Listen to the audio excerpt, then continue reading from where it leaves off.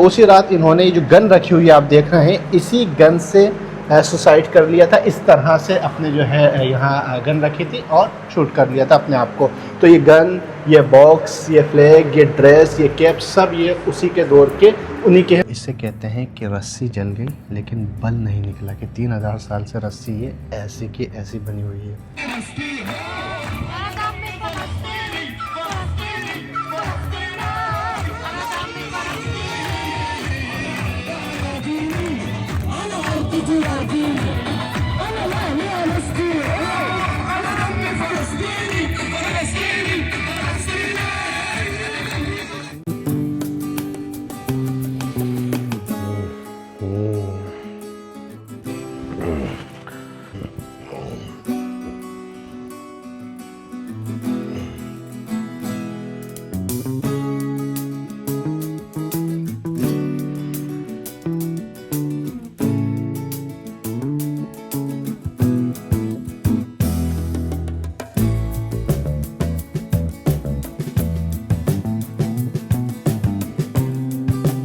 शुरुआत होने के बाद सबसे ज़्यादा ज़रूरी चीज़ होती है एक अच्छी चाय।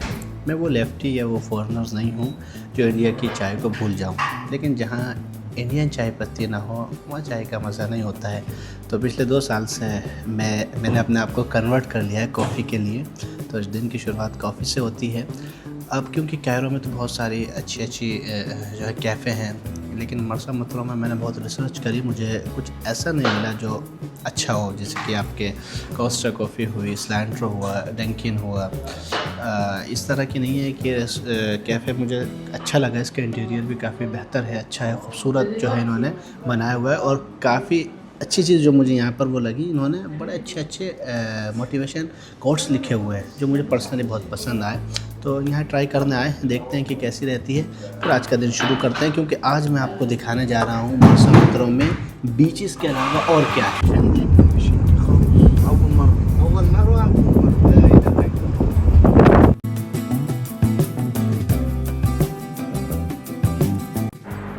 अब हम पहुंच चुके हैं इस केव के अंदर। ये देखें कि नीचे जाने का रास्ता है और पूरी ये है गुफा बनी हुई है जिसे केव रोमल भी कहा जाता है। इसके बारे में आपको आगे चल करके बताता हूँ जब इधर हम अंदर आएंगे इस तरफ से।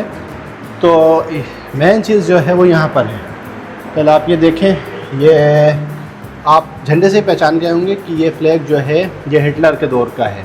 असल में यहाँ जो अशिया रखी हुई है, चीज़ें रखी हुई हैं, वो है मार्शल रोमल की। मार्शल रोमल कौन थे? मार्शल रोमल जो थे ये वर्ल्ड वॉर 1 के अंदर हिटलर के सबसे ज़्यादा जाबाज जो है सोल्जर थे। और जब इन्होंने देखा कि हिटलर की जो सोच है उससे कितनी ज़्यादा मौतें हो रही हैं, कितने ज़्यादा लोग उससे जो है मारे जा रहे हैं, तो इन्होंने जो है हिटलर को लेटर्स लिखे, ख़त लिखे और कहा कि हमें अमन की तरफ जाना चाहिए, हमें जाना चाहिए कि हम इतनी ज़्यादा बेवजह खून ना बहाएं। तो उनकी तरफ से फिर इसको जवाब ये मिला हिटलर की आर्मी की तरफ से, हिटलर की तरफ से, कि अगर आप हमारा जो है हमें फॉलो नहीं करोगे, हमारे रूल्स नहीं मानोगे या हमारे ऑर्डर को फॉलो नहीं करोगे, तो हम आपकी फैमिली को नुकसान पहुंचा देंगे। तो उसी रात इन्होंने ये जो गन रखी हुई है आप देख रहे हैं, इसी गन से सुसाइड कर लिया था। इस तरह से अपने जो है यहाँ गन रखी थी और शूट कर लिया था अपने आप को। तो ये गन, ये बॉक्स, ये फ्लैग, ये ड्रेस, ये कैप, सब ये उसी के दौर के उन्हीं के हैं। और इसी जगह इस इलाके को जो है रोमल बीच, रोमल के नाम से ही जो है जाना जाता है। तो इसकी जो है वजह ये है। आगे और चलते हैं केव में, देखते हैं और क्या है। यहाँ पर कुछ जो है तस्वीर लगाई गई हैं बहुत सारी। एक तस्वीर मैं आपको दिखा रहा हूँ, ये सभी तस्वीर जो हैं ये इनके बॉक्स के अंदर से ही निकली थी। ये 1944 का मरसा मथुरा है। कितनी पुरानी गाड़ियाँ हैं, जब गाड़ी नहीं आई थी, टैंकर, और जो इनके हाथ में दूरबीन है ये, और बाकी इनके असलहा, गन्स वगैरह सब यहाँ पर जो है मौजूद हैं।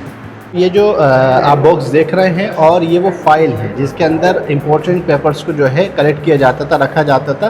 तो ये फाइल्स होल्डर हैं, इसके अंदर जो है फाइल्स को रखा जाता है। सब लोहे की हैं, और जो बॉक्स है, बक्सा है, वो भी लोहे का है। बाकी पीछे देखें कि जो हिटलर का दौर था, उस दौर में जो टोपियाँ पहना करते थे सोल्जर्स, वो भी वहाँ रखी हुई हैं। रोमल केव के बाद अब आपको लेकर चलते हैं केव सॉल्ट, यानी कि क्या है, फलमल है। अब यहाँ पर ना टैक्सी आ रही है ना इन ड्राइव आ रही है। नया एक्सपीरियंस करने के लिए यहाँ की एक नई गाड़ी में बैठते हैं। ये फضल या हबीबी।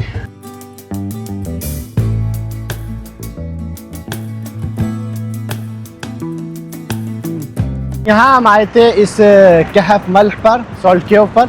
यहाँ आकर के मालूम हुआ कि ये कोई म्यूज़ियम जैसा नहीं है, इसमें जो है जलसात यानी सेशंस हैं इलाज के लिए, स्किन का इलाज और सांस का इलाज जो अस्थमे का होता है ये सब। अब यहाँ पर क्योंकि ये सॉल्ट जो है ये लाई गई है और उसे इलाज किया जा रहा है, इसलिए हम अंदर नहीं गए और हम आपको इसका जो असल इलाज होता है किस तरह होता है, क्या सब कुछ उसका रहता है, ये आपको दिखाने वाले हैं बहुत जल्द सीवा ले जाकर। तो अब यहाँ तो हम नहीं गए हैं, अब इस एपिसोड को आगे बढ़ाने के लिए देखते हैं कि यहाँ लाइब्रेरी है और म्यूज़ियम है वो किस तरह का है, आपको चल करके बताते हैं।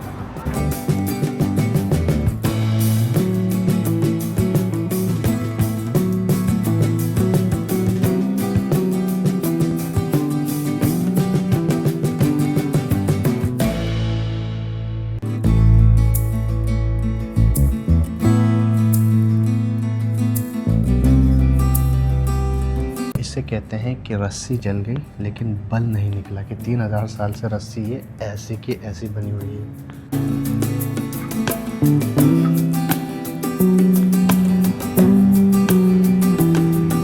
तो ये था मरसा मतरो का म्यूज़ियम। अब इसी के बराबर में लाइब्रेरी है।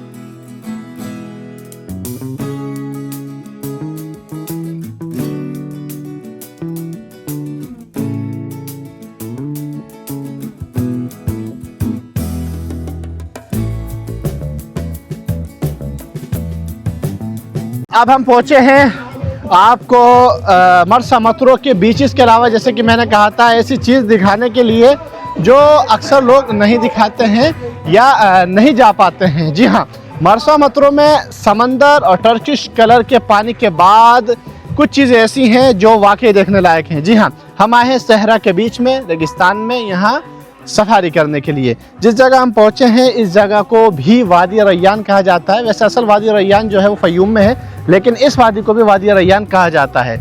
अभी तकरीबन हम यहाँ पर 5 बजे पहुँचे हैं और देखते हैं क्या प्रोग्राम यहाँ पर रहता है, कि जो है इंशाल्लाह कोड बाइक भी चलाएंगे, सफारी भी करेंगे और उसके साथ साथ जो है इंशाल्लाह खाना वगैरह भी यहीं खाएंगे और फायर वर्क जो होगा, फायर शो, उसे भी जो है देखेंगे। तब तक देखते हैं कि जगह कैसी है।